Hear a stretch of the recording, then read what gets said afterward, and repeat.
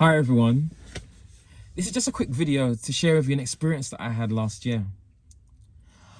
I set for myself some goals at the beginning of the year and I placed them square on my vision board. The thing that I wanted to achieve was that I wanted to improve my public speaking skills and I wanted to be afforded greater opportunities to speak to wider audiences. I wanted to reach people in the communities that I wouldn't have engaged with under normal circumstances. This is something that I wasn't expecting to happen for the next 3 to maybe 5 years. But I knew it was something that I really wanted for myself. To my surprise, an international pharmaceutical company reached out to me. They were organizing a series of panel discussions and they wanted to have a diverse representation on those panels. So I was one of the persons who they sought to engage with as somebody who was very active as a mental health campaigner in my local community. As a result of that, I sat on this panel with the world president of psychology, a young woman who is an award-winning author and had recently written a book about a prominent politician in the UK in the form of a biography.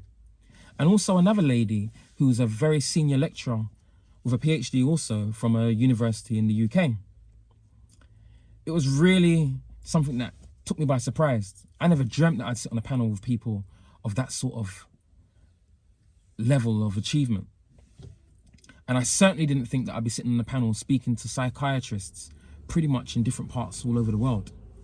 It really took me by surprise.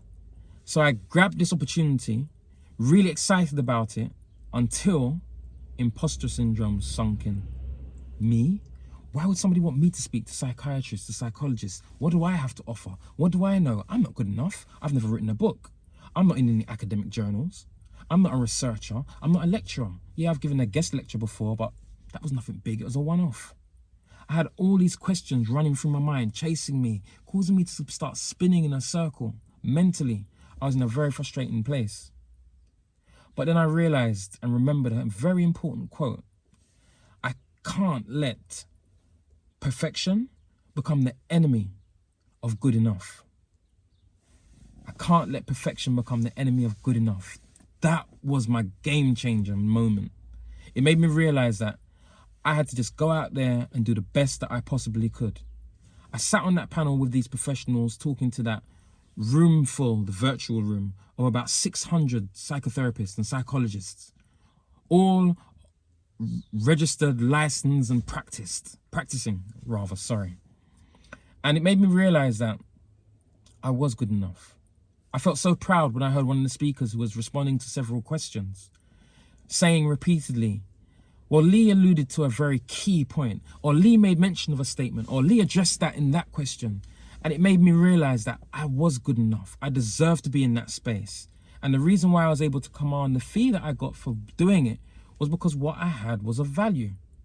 There are many of you listening to this message right now who have allowed yourself to let perfection get in the way or become the enemy of good enough.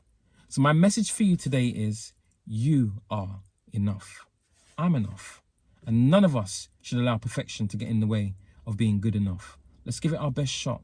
Let's start from where we are and let's work our way to perfection rather than accepting a defeatist mentality. Thank you. Have a good evening.